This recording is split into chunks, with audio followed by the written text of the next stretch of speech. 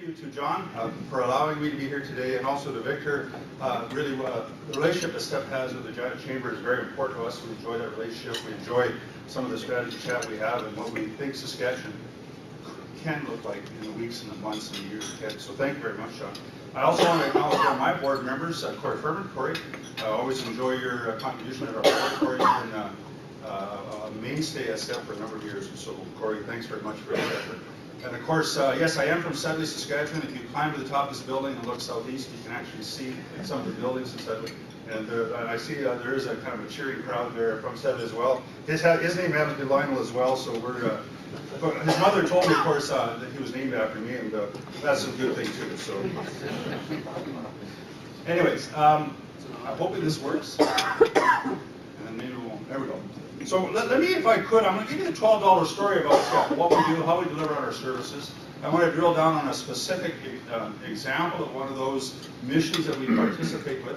And then I kind of get caught up in statistical data. And I want to show you some data that I hope you'll find interesting, and I hope that'll become some ammunition for you at coffee break this afternoon or tomorrow morning. And then following that, I really am interested in fielding any or all your questions, because I think that so many people in Saskatchewan don't really know what Saskatchewan is doing from a global perspective. And so I'm hoping I can kind of cover some of that off to give you a sense of what we're doing. First of all, STEP, in many ways I would argue that STEP is the perfect private-public partnership that works. We began in 1996 as an idea. We were actually mentored after a group called the Hong Kong Trade Development Council, which really is a global entity. It's referred to collectively, what we do is a TPO, a trade promotion organization, and we'll talk a little bit more about that. We're at our highest level of membership. We have about 450 members. We're a pay-to-play program. You have to write a check to walk in the door at STEP. But we do have a contract with the provincial government where we deliver services to anybody who asks questions. But if you really want to drill down and get access to some things we do, there is a fee attached to it. We have offices in Regina, Saskatoon, a staff of 32, about a 2/3, 1/3 split between the two. I'm one of those unique guys in Saskatchewan. I was born and raised very close to Regina. I spent a good deal of my adult life here. I happen to live in Saskatoon, and I spend 3 days a week in Regina and 2 days a week in Saskatoon. So I know both communities very, very well, and I actually have so much respect for both communities. It's really quite remarkable. We have 15 on our board. 12 are elected from our membership at large. 3 are appointed by government. We have a deputy to the premier. We have the Deputy Minister of Agriculture and the Deputy Minister of Enterprise Saskatchewan on our board. We have a powerful board. And the best part I can tell you about our board is that there's ownership here. There's ownership from the membership of large of STEP, and I think that's one of the reasons why STEP is so successful. And again, we have a contractual agreement with the government to deliver specific services outside our normal. We have 2 types of membership: regular members, associate members. Regular members are asked a simple acid test. If I deliver you a trade lead, can you deliver me a product or a service?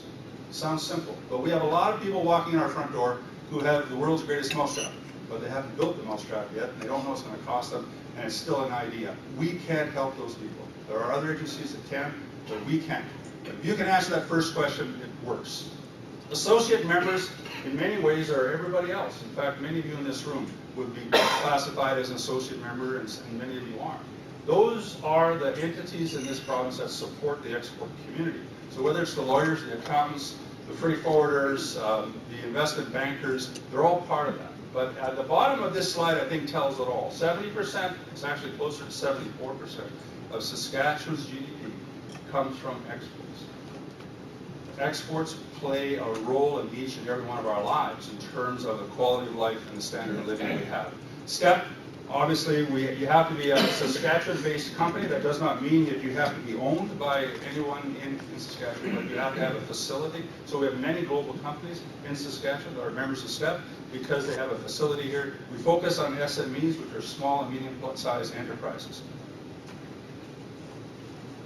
Clearly put, STEP is a catalyst. So I mentioned to you that we're defined as a TPO, but I prefer to say that we're a PDF. Everybody knows what a PDF document is, but a PDF to us means that we promote, we develop companies, most importantly, we facilitate transactions. Our life is simple at STEP. We walk up and down the hallway and we ask the basic question: what does Saskatchewan sell today? That's what we focus on. We focus on not activities, but we focus on real transactions for real opportunities. One of the things we do is we have a pretty aggressive mission schedule. We will do 40 missions this year. And I can tell you what, we're one of the busiest shops in the province in terms of what we're doing globally. But here is an example of a mission. We're very proud of this. This is the India mission. Again, compliments to Victor and for John for understanding the important role that they could play to participate in this mission. We had 96 people participate with us, 41 companies, 3 post-secondary, 5 associations, Regina Chamber was a part of that, 4 research organizations, and 1 premier. Ladies and gentlemen, it was quite a mission. Our bus was full of people.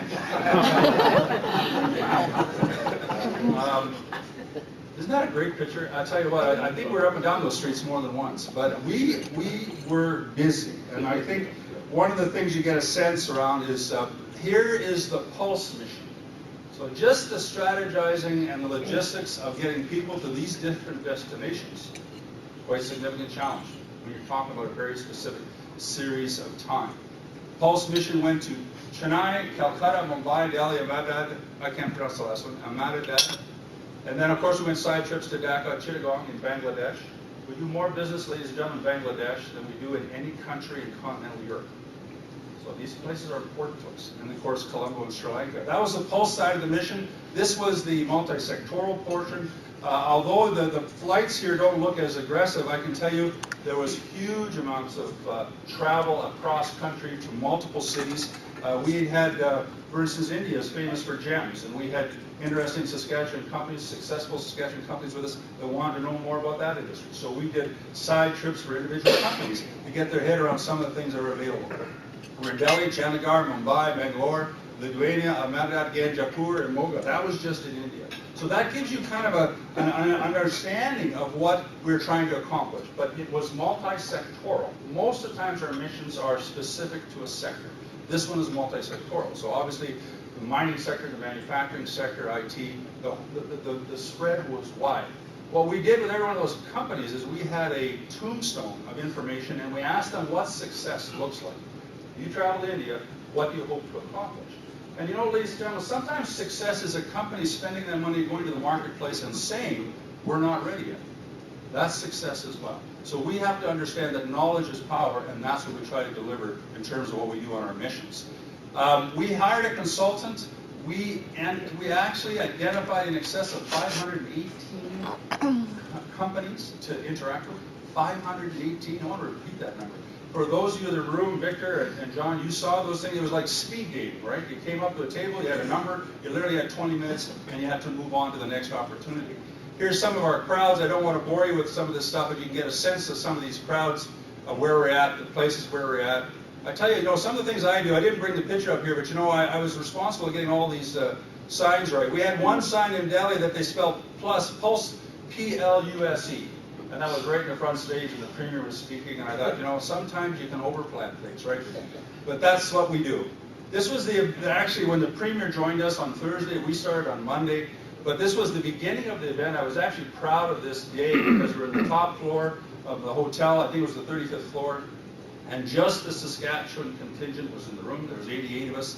The premier did a great job of really kind of getting people engaged to understand why we were there and why we were doing something. Now, again, I'm assuming you know this, but I'll just remind you, Saskatchewan does more business in India than any other province in Canada. In fact, if you add up Quebec, Ontario, BC, and Alberta, we do more business than the 4 of those. So our top year was 2009, about 47%. We're averaging around 41% of Canada's business in India, and we haven't sold our first pound of uranium yet. So ladies and gentlemen, there's a huge growth potential in that part of the world. That's the luncheon we're at. There's a good-looking guy in the corner there you might be familiar with there.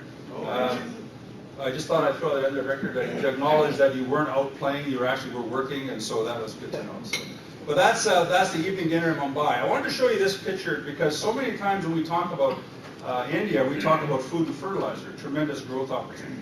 Again, I don't know how many have been to India, but this is Mumbai, an hour and a half drive until they built this bridge. This bridge is called the Bandra Worli Ceiling. In Indian currency, it costs $350 million. If you built it in North America, it would cost you $3.5 billion. It is one spectacular bridge.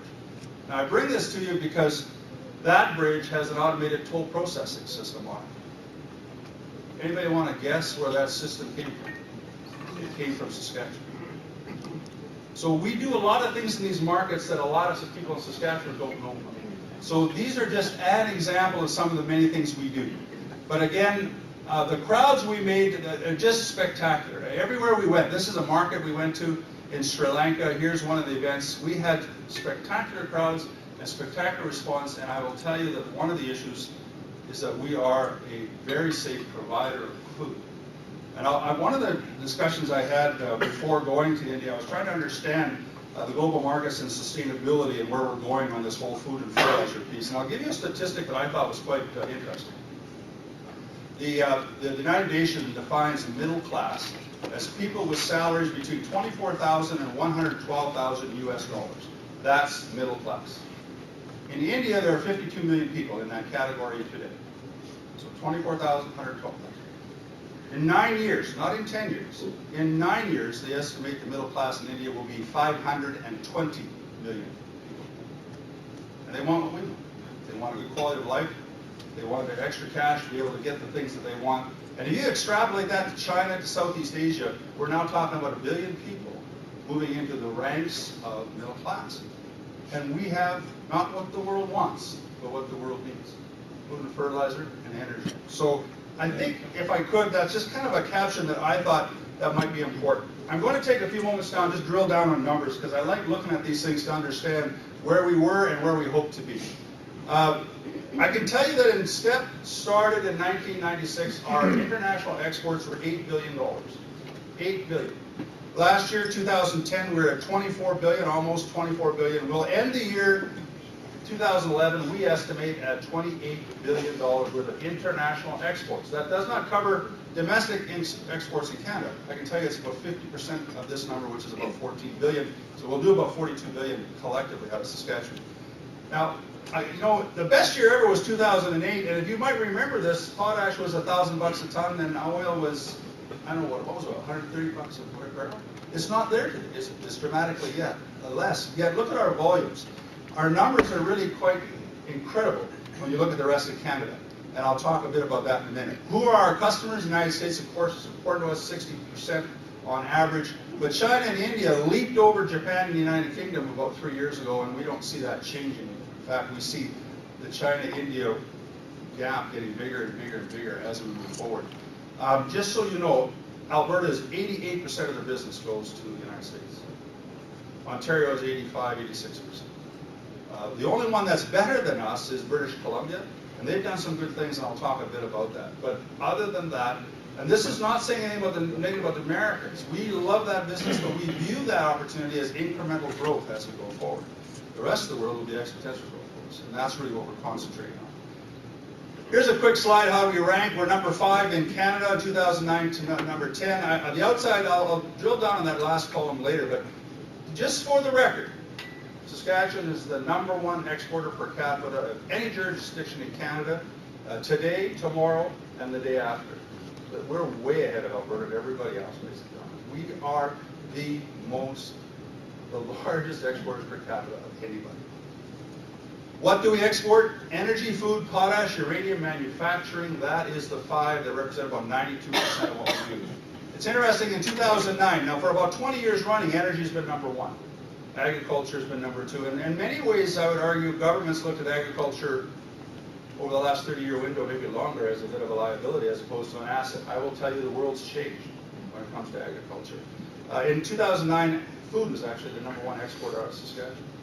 This year, 2011, energy and food will be #1, #2. Again, potash will jump up a bit, and it's getting stronger, obviously.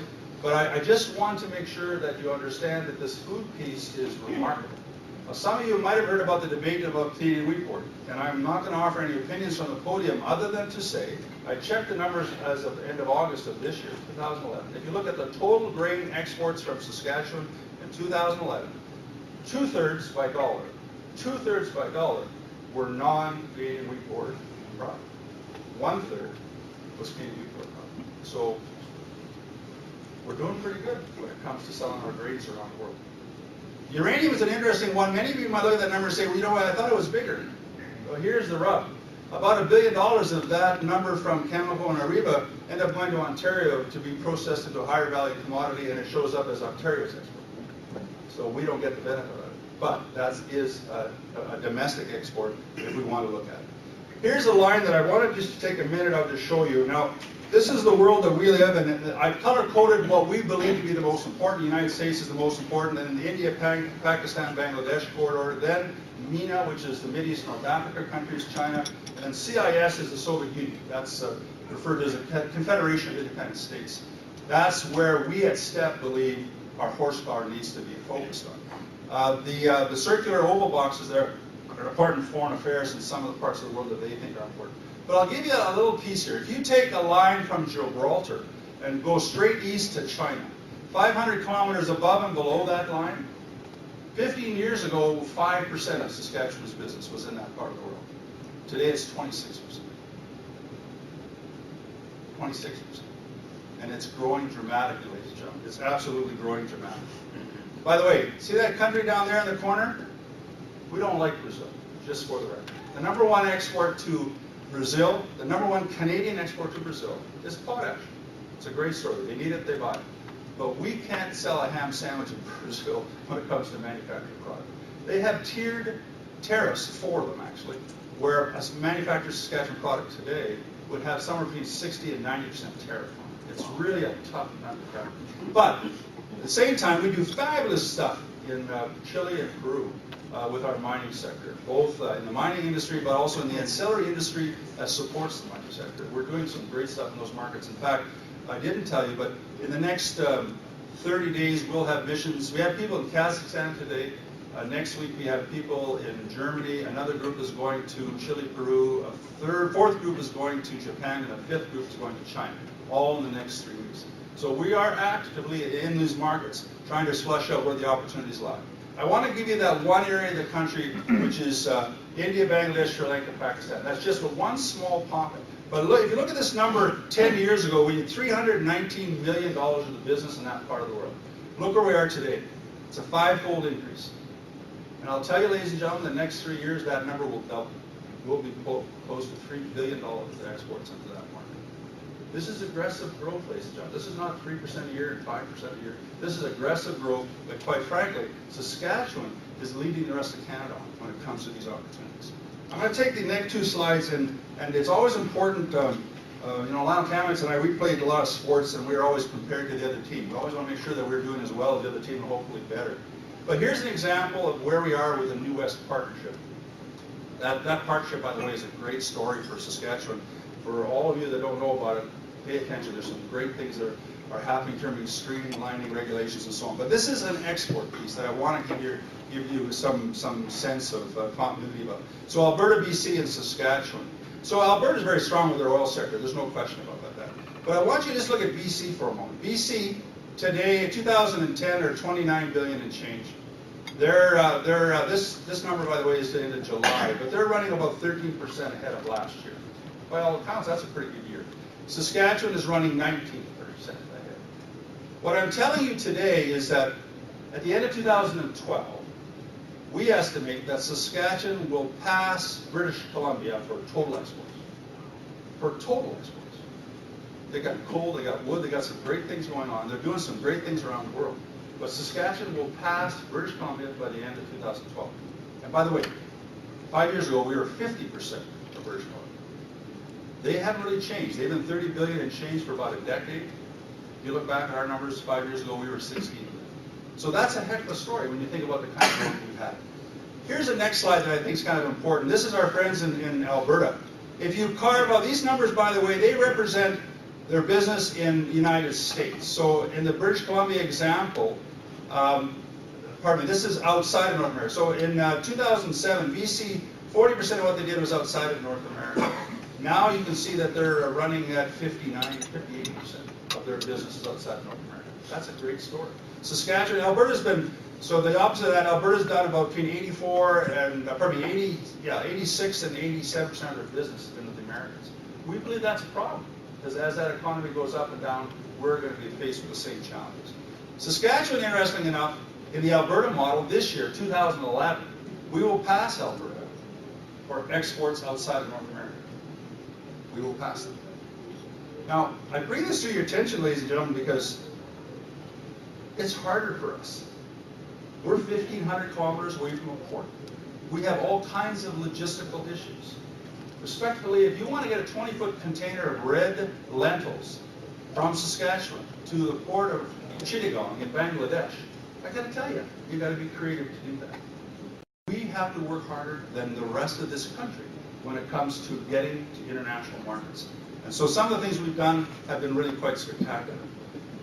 But, you know, all of us are always challenging governments about how much money do you spend. Well, I just want to bring to your attention that both British Columbia and Alberta have a complete fleet of offices around the world. You got them everywhere. I think BC is in 8 places, Alberta's in 7, and Premier Christie just announced that they're going to expand to some more offices. I can tell you that Saskatchewan's budget is $4 million a year, and we get its budget is $4 million. We get about $2.9 million from the provincial government. So I would argue that, what do the boxers say? We are fighting above our weight. I think Saskatchewan is collectively fighting above its weight, and I think it's a great story in terms of some of the successes we've had. Step success. We have a whole bunch of benchmarks that our board pays strict attention to. We actually have 26 benchmarks that we measure on a monthly basis to find out what we're successful at and whether or not we're getting full value from our members. Qualified trade leads, we delivered 4,200 qualified trade leads last year. 4,200. That's not a business card, hey, it's not talk to so-and-so. That's, we qualified the customer, we qualified their capabilities. New in markets, further in markets, those are some of our acronyms. When I came to STEP, there was 4 pages of acronyms, so bear with me. But NIMS are interesting because that's when a Saskatchewan company sells its goods or service into a market for the very first time. In 2010, we did that 300 times, 300 different opportunities. Market intelligence reports, we will deliver 330 or so individualized, customized market intelligence reports. We've also gone into political risk intelligence and done some really unique projects in that area. We also do commercial market intelligence for outside companies and the institutions that are looking for information. Trade missions, of course, that's a given. Corey will appreciate that. We have a member satisfaction piece. We asked one question in our membership survey. Our membership survey is about 6 pages long. We asked one question: would you recommend STEP? For the last 3 years, our score has been 100%. So we decided, well, what the hell do we do next year? So we changed the way we scored it. But the message I want to pass on is STEP members like STEP. We work with them aggressively. We deliver value for them, and we have no illusions. We are not an activities-based organization. We are results-based, and that's what we focus on. Website hits. When I came to STEP, nobody really paid attention to the web page, so our first look in April of 2008 was 5,000 visitors we had, and we all kind of slapped ourselves in the back. We changed that. We introduced Global Ventures magazine. We introduced a memory stick. We introduced some aggressive communication. Today we average 200,000 a month.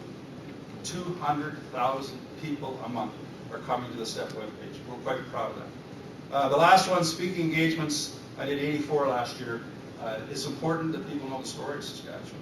And it's important that Saskatchewan people know the story of Saskatchewan. Because each and every one of you are ambassadors in this role. Each and every one of you play a role in terms of getting the word out to make sure that there's no misinformation about what we're doing, but rather a positive message about the challenges of the global economy. Because we can talk at length about currency, we can talk at length about logistics, there's lots to talk about.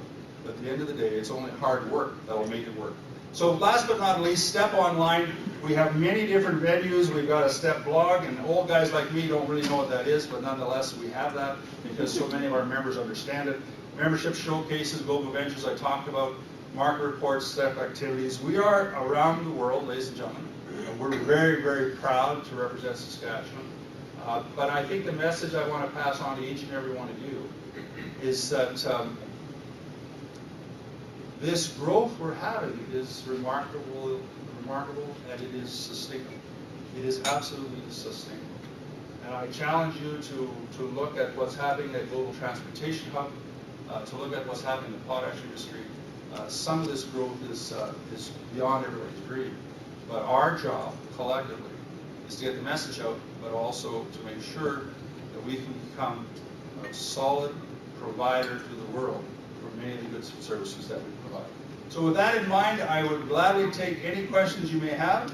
And my machine died, there we go. We are proud to take Saskatchewan's best of the world. So with that, thank you very much. And again, I take any questions you may have. Thank you.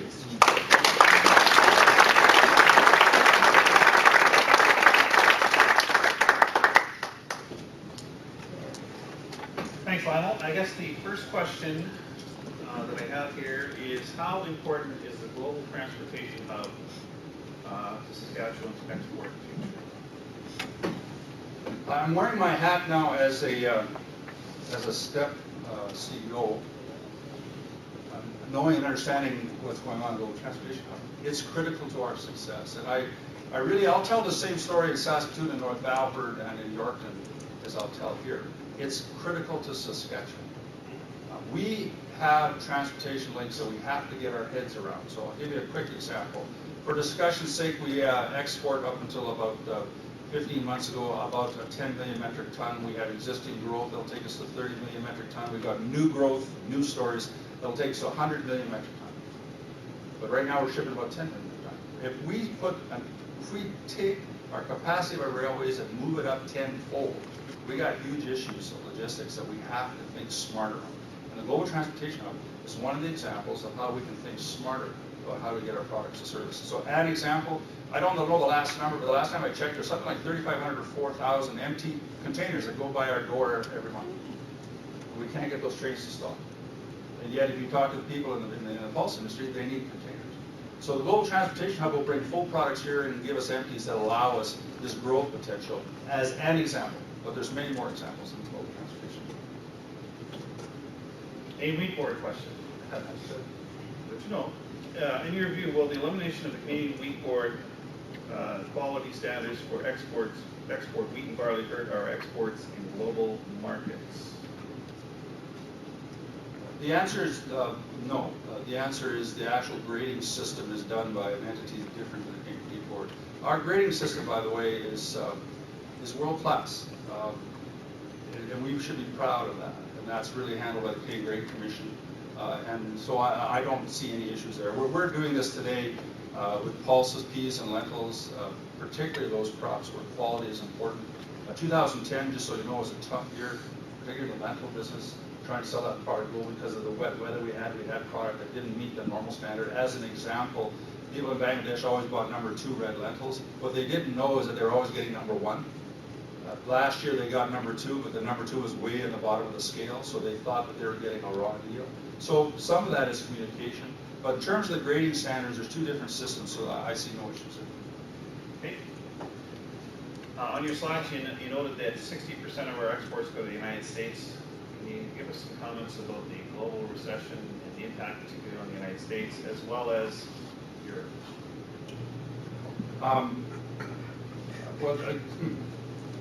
Yes, I can, but as a board member, Corey will know that we had a fairly aggressive board meeting the other day where we were in the middle of a 3-year plan that we had 1 year left to go. Because of what's happening in the global economy, we threw that out the door and we drafted a new global plan that we're going to table with our board actually next week. First and foremost, hard work always pays off. And I can tell you in the world that I come from, people like internet and all that great stuff, but the first transaction never happens on the internet. The first transaction always happens face to face. So we have two different programs in place. One, the 40 missions I talked to you about. What I didn't talk to you about is we have a number bigger than that of people that come to Saskatchewan. Yesterday we hosted a gentleman from China who single-handedly 15 years ago converted Saskatchewan yellow peas into starch and makes Chinese vermicelli noodles. You know, the dark brown noodles? Chinese vermicelli. Well, yesterday I talked to him. He will, in 2011, will import 600,000 metric tons. By the way, the Chinese always pay their bills, so they're great marketers to work with. 600,000 metric ton is about $350 million. I always call him Mr. every time I see him, because it's really important to us. So going back to your piece is that whatever the global economy is, it is, but we will still be in those markets because it's not a come and go function. It's a consistent function to be in that market on a regular basis, and we're going to continue to do that. Okay, last question is, we consistently hear about how important SMEs are to the economy. can you comment on how important some of the large businesses are to the Saskatchewan economy, particularly related to exports? Yeah, absolutely. It's a great story and it's a great growth. I'll give you two examples I think that are really cool. The first one is, I don't know how many have been inside a potash mine, but air quality is a huge issue in a potash mine. And you always have this taste of salt on your lips, but it can get worse than that. We have a company in Saskatoon that over the years created technology in the potash industry for air quality. Today that company sells their product to 38 countries in the world. So we would call that an ancillary industry to the mining industry. It would never have happened if the potash industry would have been here. But that's just an example. I'll give you a second example. I think it's a great story, and it's a Saskatchewan story.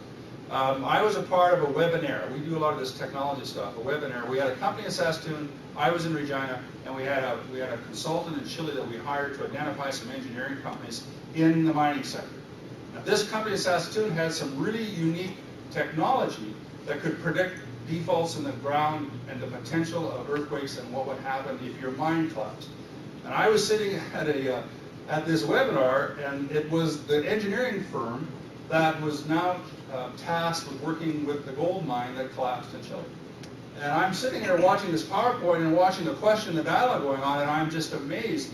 There's a great story about that Saskatchewan company recently that's doing even some more things in that whole geophysical piece.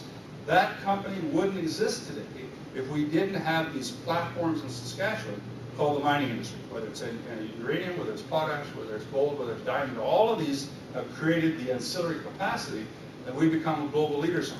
And just a sidebar to this, we're talking about the radio stations don't call me anymore when it comes to the fluctuation of the dollar going up and down, because it's a problem. It's a problem managing this. But here's the broader context. If you compare our currency with the euros and Chinese dollars and the Indian dollars, we really haven't changed very much. But the other part of this is that our products that we've been successful with are very specialized. And I think about the ag sector as an example. We have 2,000 air seeders running in Kazakhstan. I don't know what's an air seeder worth, $350,000 a hit. This is pretty impressive. But we have lots of examples in the mining sector where it's a specialized product. So the global competition, for instance, might be the Germans. Now, how many of you know that the Germans sell around the world as being the cheapest provider of product? They're not. They're a provider of quality products. Well, so is Saskatchewan. And we need to take the high road in terms of how we compete on a global scale. Excellent. Thank you very much, sir. Appreciate it.